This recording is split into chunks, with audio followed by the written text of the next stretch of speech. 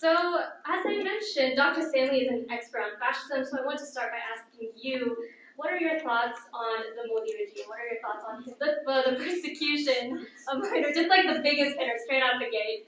What are your thoughts on that, and do you see any parallels between the current regime in India and Nazi Germany? Yes. BJP was one of the central, RSS and BJP were one of the central examples in my 2018 book, How Fascism Works, because it was theoretically useful for me, because in that case you didn't just need to look at the strategies and analogies between the strategies, because RSS explicitly praises the Nazis and explicitly says we're going to do to the Muslims what they did to the Jews. So there's the structural parallels are legion. So when you structure the heart of an ideology of a political ideology are its laws. Fascism is an ideology that has laws that divide citizens into first-class citizens and second-class citizens. So, or stateless, or make people stateless by those laws. The heart of the Nazi regime legally is the Nuremberg laws. The Nuremberg laws make marriages between Germans and Jews illegal. They make people who are not of German blood stateless. Now, what you're looking at in the case of India is religious.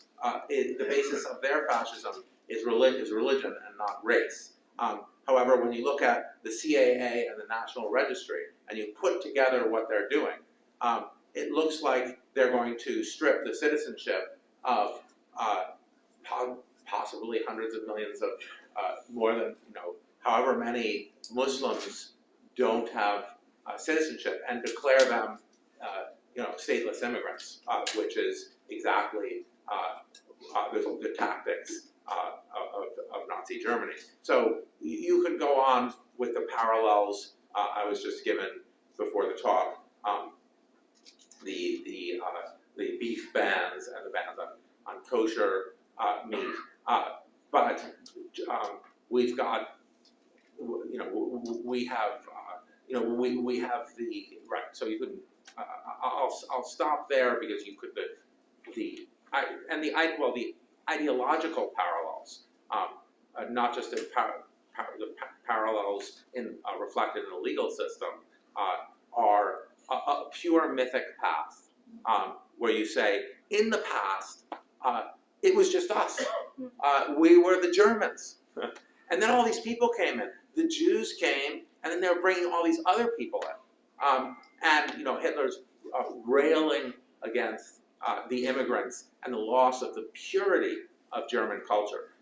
That focus on purity, the obsessive nature of the obsession with mixing between the pure group of in Modi's, in the case of India, Hindus, and the impure group, Muslims, is a foundational aspect of Nazi propaganda thought.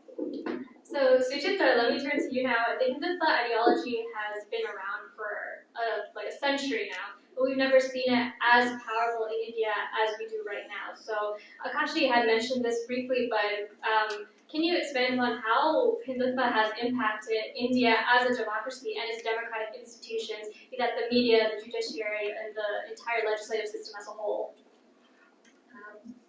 Thanks for the question. I think we really have to look at Hindutva as a 100-year cultural political project. They did not start today, they started much before. And what they've really done is systematically occupy every space, every institution, and found ways to create an argument that says that our view of the world, our view of history, and the arguments that we make about how the society has to exist is the right one. So let's start with this. So this has been a long process, right? So it's not today. It's a much larger, it's a 100-year political cultural project. One of the first ways in which that they found ground was the cultural project. You have to understand that the HSS, which is the overseas version of the Hindu Supremacist, started in Britain in 1966 and the United States in 1989. Right? So the foreground in the work has been happening. Then you start occupying cultural space. And second, you talk about this idea of stacking every institution, journalism, culture, writing history, politicians, judiciary with ideological foot soldiers. These are people who truly believe that not the constitution of a certain country, not the laws of the country are important, but the ideological leanings are more important. So that's another thing, it's stacking these places with ideological foot soldiers. When it came to law, I would argue that for a very long time, again, this is not something new, Professor Ram Prakash, in his book about India's emergency, makes a very interesting point. He says that fascism was in the founding documents of the Indian Constitution. He says that in what was called the emergency in the 70s, or the emergency that we call now the undeclared emergency, is not an aberration. That foundational values of the Indian Constitution itself could have had these fascistic ideologies that have become easy to subvert. That's why you don't have to fundamentally change every aspect of the Constitution, moving a few things here and there, then moves. And then I think with the legal aspect of it, you have very, very quickly created legal institutions and the people who occupy them, who entrench illegality to practice. Whether it is the way in which the Babri judgment was delivered, the way in which perhaps a right-wing ideologue, a journalist who's a right-wing ideologue like Arnab Goswami could get an immediate Supreme Court hearing, but another Syndicate would not. So these are not values of the Constitution, but you are entrenching values of illegality by practice. And of course, all of the men and women who benefit by parroting these ideological ways then end up being rewarded by it. So what you've really seen is occupying every single political, cultural space. And of course, the occupying policing right now, just as Akashi clearly said, the judiciary has become an arm of the state. The police is also very quickly, I would actually argue that the police was first became the arm of the state in kind of creating and effecting violence against those the state does not believe to be worthy of existence. And then of course you have journalism. You have journalists, you have large, for example, when the incident in Pulwama happened, India's biggest liberal bastion, NDTV, immediately said, we will report this matter as a national issue. The job of a journalist is not to report in service of nationalism. The job of a journalist is to report.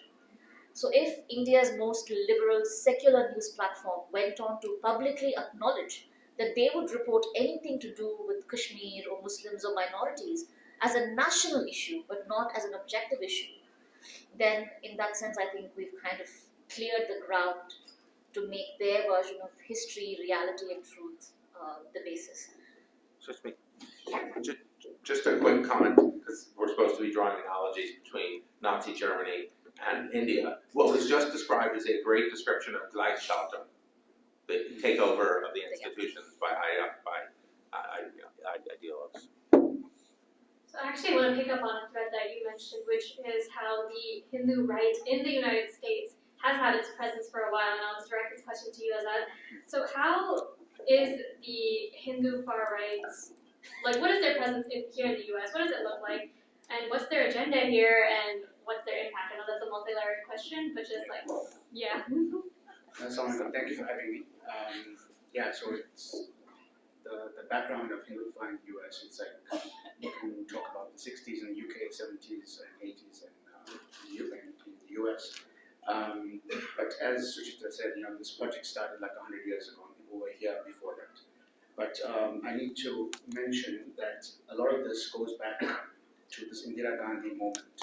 Brian Prakash's book is actually very good at this, in that many of the RSS members were banned during the state of emergency in the 70s, like 75, 76. They came to the US and they set up shop, essentially. They set up shop here and they started building the VHPA. Speak up. Speak up. They started building the VHPA, then the HSS, and then most of these people then started living here. They have been here for 10 or 20 years. They've become affluent. So once you become affluent, you want to have some kind of impact on the political environment. So you want to have some influence here in the US. And at the same time, things are changing back in India. They're watching the Ram Temple movement to move, and they are thinking, okay, we want to get involved in that as well, right? So, so these organizations then, as they start building in the 90s, they start looking at, they basically diversify. So they have all kinds of different tactics. The first thing they do is try to look at how can they enter politics? How can they organize, political candidates? How can they spread and unify ideology by having all these different meetings, concerts, discussions?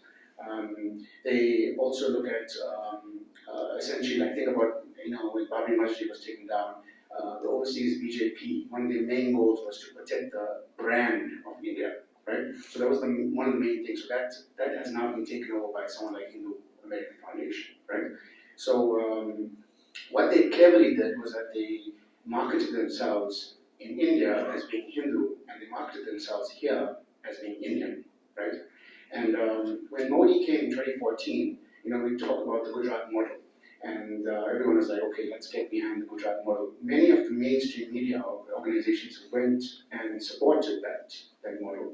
But, lo and behold, the Gujarat model wasn't about development, it was about getting rid of Muslims, The Gujarat model was the blueprint for something else.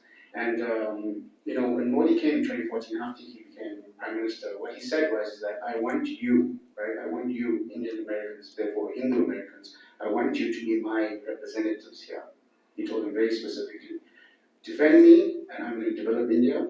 And the subtext being that when things go a little bit faulty, when things go a little bit wrong, and there's some collateral damage, like trust me, and this is what has happened since then, basically. Thank you. And turning back to you, Dr. Stanley, so in your book, How Fascism Works, you mentioned several different mechanisms about, what makes fascism work.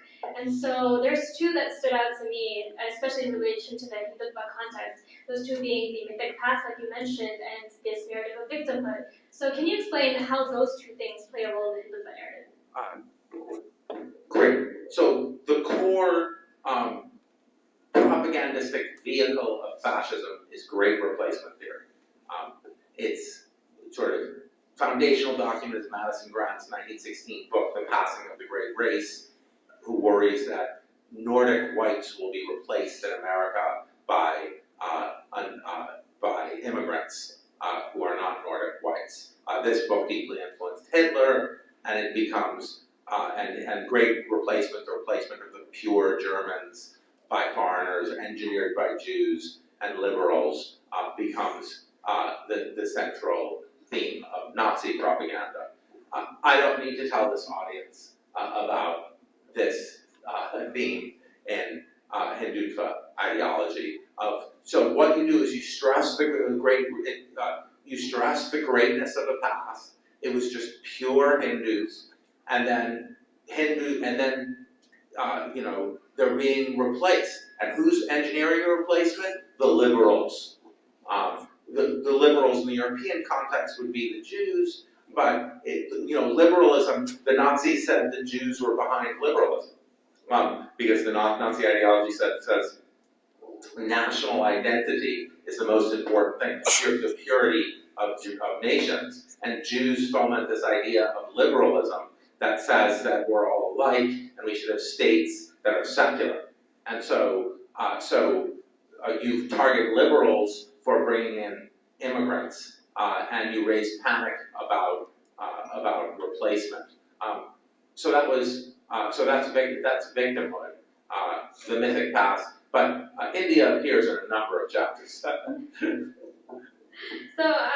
picking up on that, to Suchitra, there's a common claim among Hindus, especially in the United States, that Hindus, well, I guess not especially in the United States, but you hear a lot in these Hindu circles that Hindus have been oppressed in India for centuries at the hands of Muslims. Now, as someone who has extensively researched Indian history, what are your thoughts on this claim? Claim that That Hindus have been oppressed at the hands of Muslims for centuries, and that is the justification behind Hinduism. I think this definitely goes inside the idea of rewriting history, right? The idea of that goes back to what Professor Stanley was saying, is that this great idea that we have this mythic past, and then if everything was allowed to be this way, then we would have flourished, and then somebody came. It's part of the rewriting of history, and that's why you see the idea of, our temples were sacked. But what you really have to understand is that a subcontinent as large, with such diverse history, with multiple conquests, is going to have a brutal history.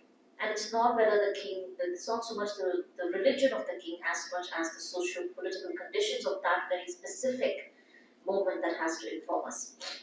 Second thing that you see over and over again is the question of who are the oppressors that you talk about.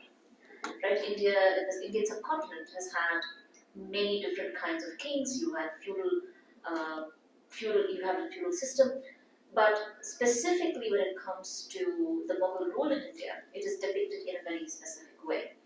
And along with it is this idea of Hindu phobia, right? Anybody who then goes on to critically engage with this history has to understand that history on the ground is incredibly messy, right?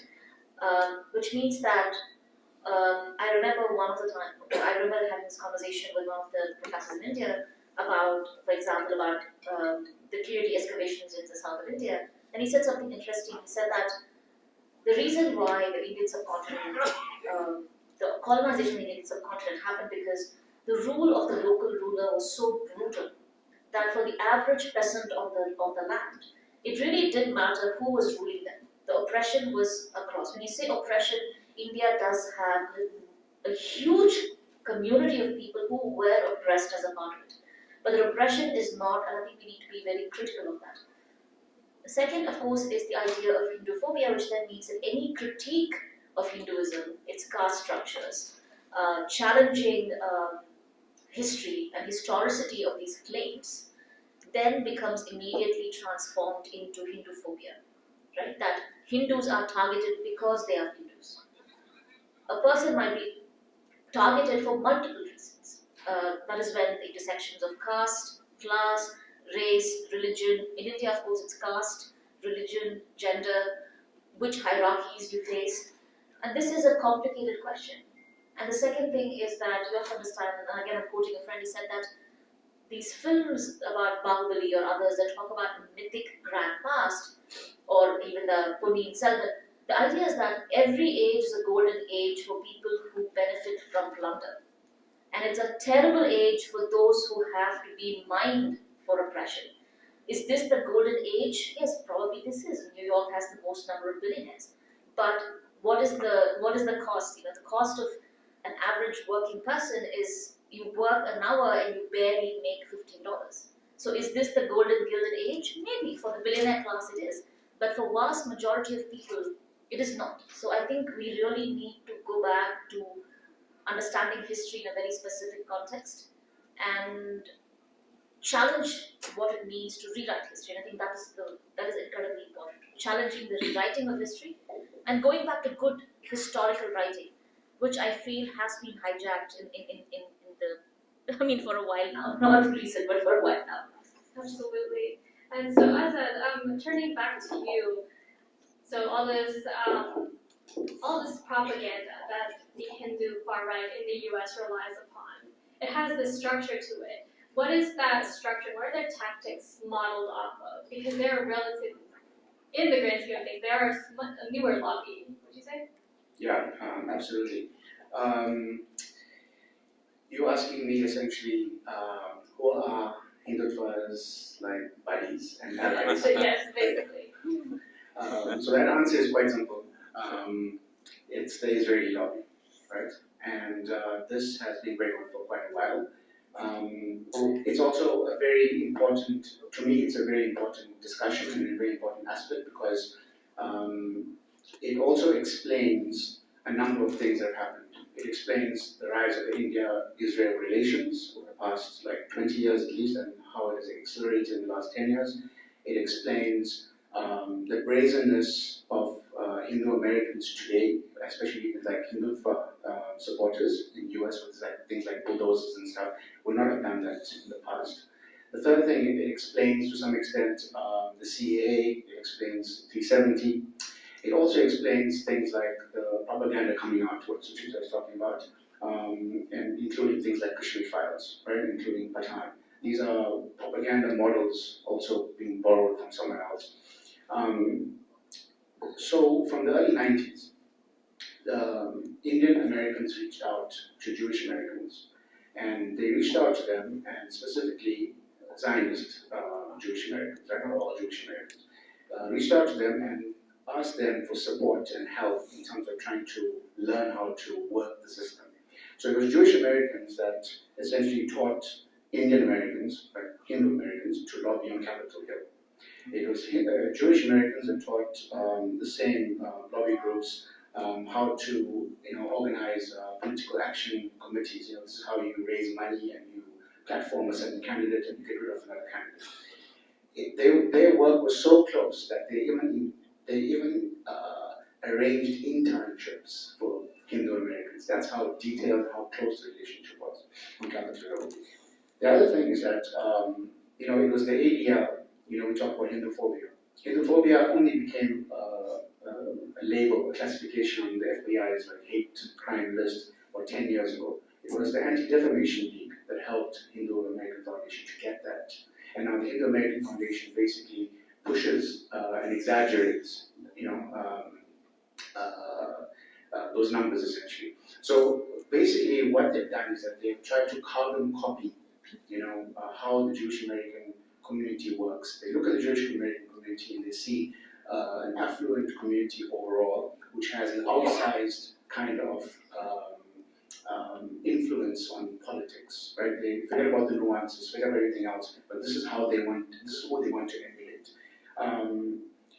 Even this point about Hinduphobia is also modeled on anti-Semitism.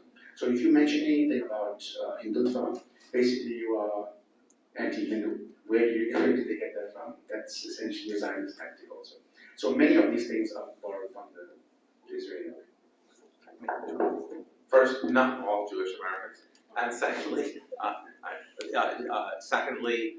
the vital information, revenge narratives.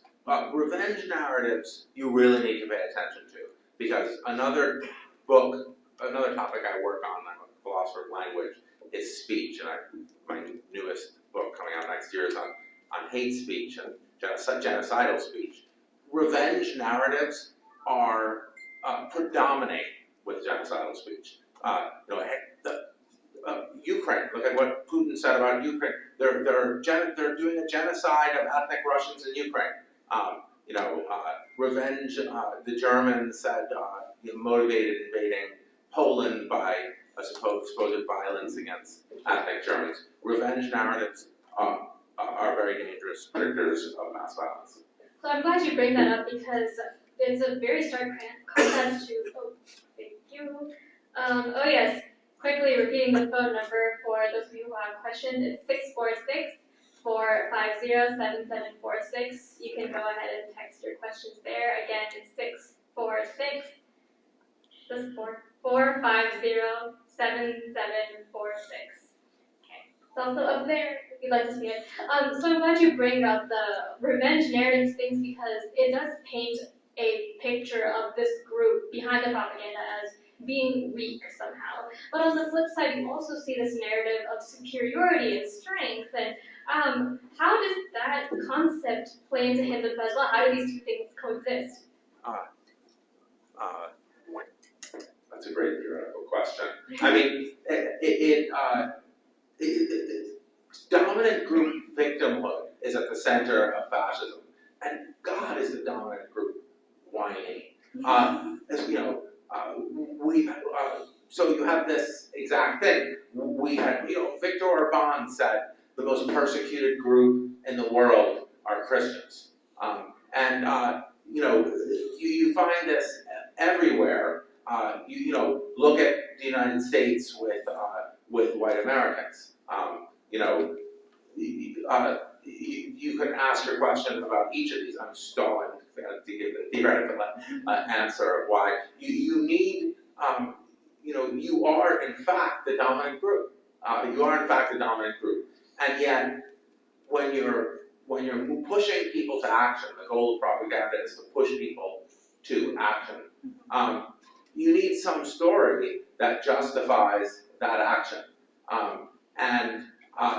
And therefore, that's a very powerful story, appeals to victimhood. So it's always the case, we're always facing this question of why is the dominant group justifying their violence against the minority group by victimhood? But particular revenge narratives in individual cases, like Serbia, this has been studied very carefully in the case of Serbia,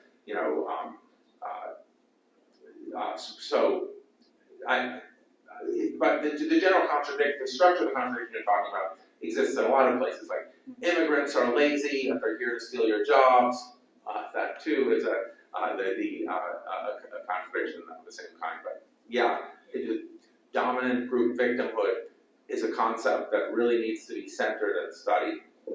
And so, for Suchitra, I wanted to ask, what does this superiority narrative, how does that play out in India, and what have been the consequences of this narrative of Hindu superiority specifically over Muslims? I think it is foundational to what's happening. Like Hindutva is based on the idea of creating a certain kind of a Hindu, right? They're constructing a very particular kind of Hindu, and how do they define a Hindu? A Hindu is somebody who is not a Muslim, they are not a Christian, they are. So you often create an individual in this mythic. It's almost creating a Frankenstein monster. And how do you create this idea of this image of a Hindu? The Hindu is someone who is not this, who's not that. So this idea of supremacy is, I think, foundational, definitely foundational to the way in which RSS and definitely BJP that's now being elected through this ideology believe in. And the second thing is that it is to also clear the ground of anybody who is not, this. That's why you have there's this fear of the other, the fear that the love jihad, the idea that somebody would come and take away your woman. I think those are foundational, but I think you really have to think about this both as a political philosophy that is trying. So look, the point is that a subcontinent as diverse as the South Asian subcontinent is going to have very different kind of people. For instance, history and memory is very local. For instance, both my parents who were born and raised in Tamil Nadu don't have similar customs. They come from different castes, they speak different languages, eating practices are different. But what we forget to understand is that by creating this idea of a singular, there can only be one kind of a nation, one language, one culture, and everything else is excluded. Second, to create this vision of a Hindu individual, you legislate on everything. You legislate on food, what one can eat, what one cannot eat. I grew up in a Hindu household. Eating meat was very common. On Diwali morning, it was customary for us to have, my mother would make this dish called appam, and mutton kurma was what we had. It's not that this was something alien to us. You would celebrate in the morning and then you would eat meat. Now we are all told that this practice of eating meat on a religious day is not Hindu. They legislate on desire. Who can want someone married, right? Also understand that India is a caste, is a republic of caste, which means that marriage is very clearly demarcated as to who can marry and who cannot. Today, but the constitution, on the other hand, gives protections and gives rights for individuals to do what they want. Now they're legislating on who you can marry, who you can live, who you can desire, what you can eat. Second is the hijab ban is pretty much a part of it. What does one look like in institutional spaces? So this ideology is pervasive and it is infected, I wouldn't say affected, it has infected every aspect of society, life, law, politics, morality, ethics. Because I remember when these bulldozings started happening, the question was not empathy or sympathy. The first question was, oh, they must have done something to deserve it. Right? It erodes empathy, it erodes a certain sense of moral centeredness, because then you say that anyone who is not this person that we've created does not deserve the protection of law, does not deserve our empathy, does not. And I think it's a much longer and larger conversation, and of course you've written about this extensively, but I think that's foundational to how Hindu supremacy works and acts. Quick follow-up, that brilliant summation. One objection you face, I face in my work when I say something is fascist, say Trumpism or some form of American fascism, is people say, look, they're not trying to create the new man. Now, the nice thing about the Hindutva is that all of the objections to saying that I mean, we just heard that Hindutva is trying to create a vision of the new man. That was a European fascist project. So I'm glad you had such a thorough breakdown of like what Hindutva kind of projects as the image of a Hindu and what that means for minorities, because I want to take it back to Azad and in the US specifically. So these far-right groups will hold those same ideologies that Suchitra just broke down in so much detail, but they will present themselves as these benign cultural and charitable organizations. So what is the strategy behind that? And how are they kind of projecting themselves as progressive almost? Yeah. Okay. Very leading question. You're going to get into a lot of trouble. Okay, so I mean, I think it might be necessary to just repeat a few things, I suppose, right? One thing is that the point about trying to be progressive, etc., is a kind of central tactic of the Hindu brigade, right? So essentially, what that means is that it's a defense mechanism against what happened before. So we're trying to protect our women, we're trying to protect our animals, trying to protect our cows, our holy animals. We are trying to protect our temples, we're trying to protect our land, we're trying to retrieve these kinds of things. So from the start, it is projected as a defense mechanism, right? And all of this is essentially, quite frankly, like bogus, because it's an ethno-nationalist, supremacist, movement, right? And exactly what you said, trying to build a very particular type of India. Now, there wasn't even a coordinated geography of India, right? So forget about the whole place being Hindu. Anyhow, my point being here is that in India, you can take those ideas and you can have a Dharam Sansar. You can go in mosques and you can go and perform outside mosques and you can go into Muslim areas. You can take bulldozers and you can go and intimidate people. You can't really do that here, right? To some extent, right? We saw the bulldozer right down the road. But you can't get away with that easily here. So you have to basically do it in a more subtle, in a more suave type of way, and that's basically what has been taking place to that extent. So when you think about all of the things that happened in the past 5 years, or even less or even more, depending how you look at it, think about Kashmir, right? You came to Kashmir, they spoke about women's rights, spoke about LGBTQ rights when it came to revocation of 370. India has 700,000 troops in Kashmir. Mass rapes and all of these things that have been taking place for years with no accountability. Suddenly you're saying we're coming to liberate the place. The same thing, to go back to the Gujarat model, right? The Gujarat model is about development. Actually, it's not about development. It's about something else. It's about creating a blueprint for creating polarization in the society and then claiming the majority, making sure the majority comes to you because they know who's on their side, basically.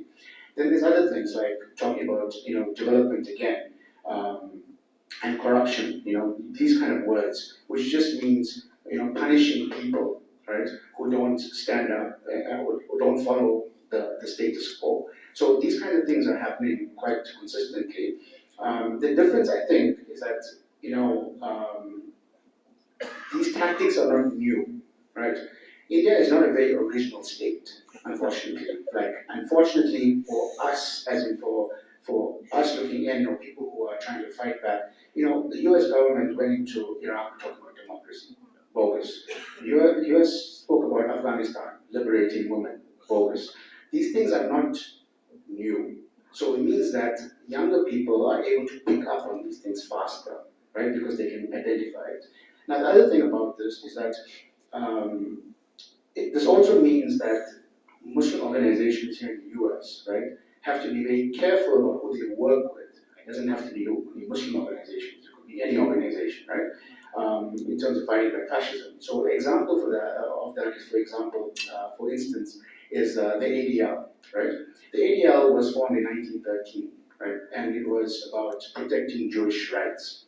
But for so many years, what it did was undermine and sabotage black activists, sabotage Arab activists, sabotage Palestinians as well.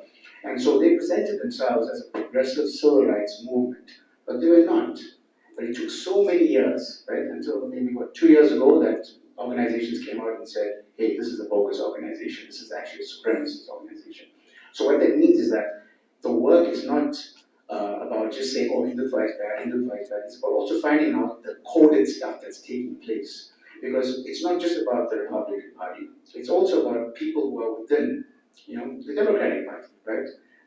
That are using very specific type of coded language to veil themselves. And ultimately, what is the RSS? The RSS is a big organization full of people who have disguised themselves in Congress, disguised themselves in government, disguised themselves in the medical services, in the police, and when it's time to get activated, they are activated.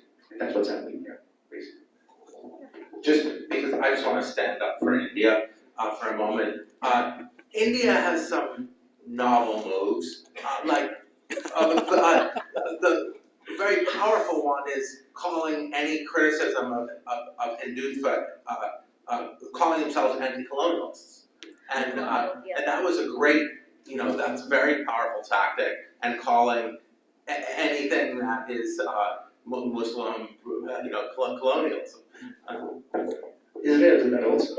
Okay.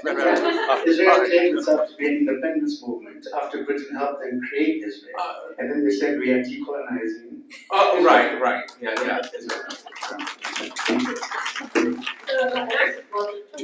One thing is that the whole, when you ask the question about progressive, I think we're also in this age of identity politics, where a person's, we are all made of multiplicities and multitude, and yet what the era of identity politics does is that we're going to nominate a woman for the CIA, so then this person can girl boss and gaslight their way to the torture. We are going to nominate an African American woman of also South Asian descent as a vice president, because now racism is done, but we don't interrogate that the same people were deeply complicit in incarcerating other brown and black people. Today, the vast majority of the South Asian diaspora will talk about racism and by the way, I want to acknowledge that the brown communities in United States or UK face immense racism. I'm not taking that away. You live in deeply racist communities, and when I hear my uncles who came to this country 40 years ago, the kind of stories that they tell, so I do not want to take away the fact that yes, they do face racism. But response to facing racism is not to then say that I will act like the oppressor. I will use the techniques of the oppressor to then be close to the oppressor so that together we can oppress other people. We need to have more critical conversations about how our identities can be easily appropriated in defense of incarcerating our communities.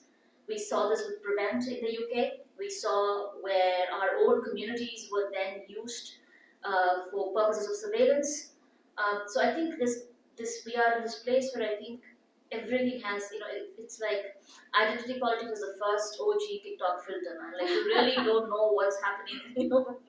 So just kind of adding on to what Azad said. I have a microphone in my hand, so I can't clap for that, but that was great. So I do want to go back to something that was mentioned earlier, which was the Edison bulldozer. Dr. Stanley, I think maybe the audience here is familiar with this, but the Indian Business Association, which was responsible for the bulldozer, was justifying their use of this kind of dog whistle by saying this is a symbol of law and order in India. And I know your book does talk about law and order. What is the fixation? Wow. Yes. Sometimes when I'm doing theory, especially at a moment like this, when we are recognizing another parallel between Nazism and what has been happening in India, namely mass violence against minority groups, pogroms, and but that is a I wish I could have had that point in my chapter. The law and order under fascism, law and order always means the certain people are satisfy law and order by their nature, the dominant group. White people are law-abiding by nature. The minority groups are criminals. Law and order is a dog whistle meant that functions by connecting minority groups to criminality. Now we are in the United States. The expression law and order, I believe, originated in our politics, directed against Black Americans, and it's a method to conceptually connect crime to the group that is targeted. In sort of general stereotypes, that group is criminal and they're lazy and they are rape threats to your women. That's cross-national, and you see all of those things in India. So I've got one last question. Actually, no, this is the second to last question, but I want to pose it to both Suchitra and Azad. So we've talked a lot about all these different theoretical concepts and then things that are happening on the ground, all these different pieces of fascism that we have already seen playing out in Gujarat in 2002. Just to kind of bring it full circle, there are those who say that Modi will not do a repeat of Gujarat, and this is very common, in these Hindu circles. Like, oh, he's just all talk. Even if people who are fence sitters, they'll be like, no, but he's just saying that it's all about the money. He's a businessman, right? What is your response to the people who say you're being hysterical?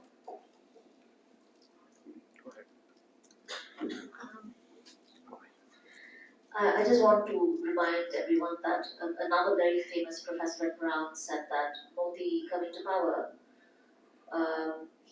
power will moderate his universe. I don't think that has happened.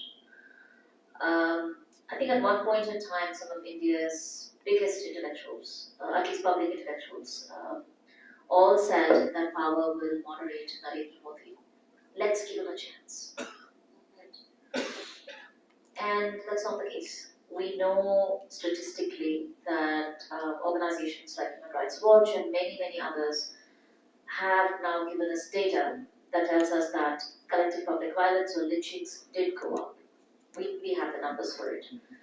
The government of India, by the way, no longer has this data, but there are groups, especially civil society groups, and many of us have continued to document the kinds of violence that is playing out. And I can tell you, as someone who's been documenting this since 2017, that the nature, the type, and the kind of violence is not only grown, but it's grown to a point where we just do not know what to do with this.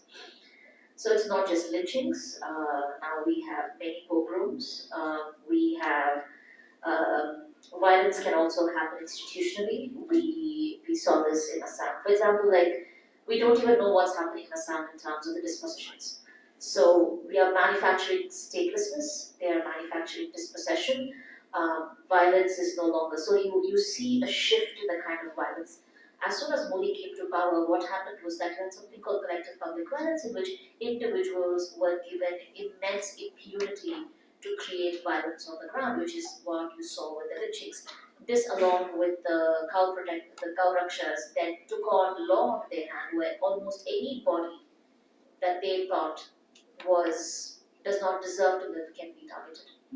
And then you saw a more Gujarat-like pattern repeat itself with the Delhi pogrom, where not only did the police not aid, not stand back and not stop the perpetrators, they actually stood. We now have video evidence, documented video evidence, reports. Caravan and so many others have done absolutely brilliant reporting on Delhi pogrom that we know that the police aided and abetted. We saw this every time, even during the protests in India before the Delhi pogrom, the ways in which it was happening. So no, the violence has not. We also have to understand that the economy is no longer doing, the economy is doing very poorly. There is no growth to show, which means that violence is going to be used over and over again to create a kind of polarization. The thing with India is that Indian Muslims are always used to certain kind of restraint. A lot of young Muslim activists on the ground in India, some of the work that they do is to also tell their community that we have to be restrained. Because they understand that the moment they respond even to protect themselves, that will unleash another kind of violence. So we have this very critical moment where these communities are not only facing violence, even the mere act of trying to protect yourself from violence is now being called as incitement to violence. So no, I actually believe that the violence, we predict, a handful of us predicted this in 2014, and we were told that I was literally told that you're throwing the hissy fit. We were told that this is not going to happen, but that's not the case. What we've seen, and this is not taking into account the kind of violence that's happening in occupied spaces like Kashmir and other parts of Northeast. We are just talking about what is mainland India. So I actually don't believe that the violence is going to go down. I think the nature of violence is going to go up, and the institutions of the state that is abetting this violence is going to become even more. And it's going to be a difficult few years in store for all of us. Well, it's hard to add on that gloomy picture. Quite honestly, the question should be, if Modi does something, what will anyone do? Who's going to stop him? Right? And actually, that's still the wrong question. In many ways, this incident in Gujarat hasn't stopped in any way. What does it mean, to say that will Gujarat happen again? Gujarat is happening every day, right? And you think about Afrin crossing, right? When she says the people are saying the genocide is going to happen, she says the genocide is happening. It's happening. It just doesn't mean that maybe you will have 10,000 people killed in a day or 5 days. Doesn't mean that's going to happen. You are dismantling everything slowly. Bringing the example of Israel and bringing examples of other places. I'm from South Africa, so I can also give examples of South Africa. These long-term projects, they stop, they start, they recalibrate. It depends on the economy. It depends on who's on your side at the moment. Think about what's happening in the media. You spoke about the BBC documentary, which was excellent, right? Especially the first episode. The way the US media covered the BBC documentary, they made it consistently focused only on how Elon Musk was reacting to it. They're not focused on what the findings were in that documentary. They didn't focus on, for instance, how is it that a leader that everyone seems to know and has evidence of that has been involved and been so complicit in this violence, how is he so welcomed in our Western capitals? No one asked the question, when is the last time have you seen a bill or resolution of the US Congress actually reach the floor? Okay? Okay, they write it, it doesn't go anywhere. Ro Khanna, Jayapal, all these so-called progressives, they're all silent. Why are they all silent? So the question is then, things are happening, but if we are waiting for a big explosion, that may not happen. But everything is happening right now. We're not even mentioning Kashmir. I mean, Suchitra, you did. Kashmir, a foreign journalist can't enter Kashmir. It's darkness. Okay, if you write anything in Kashmir, you are on a no-fly list. You have no future, right? There are no civil society in Kashmir. No one knows what's going on there. Likewise, there are other places on what Suchitra calls the frontiers, right? That we don't know what's going on. So I think it's a very, very dark situation. The last thing I would say is that,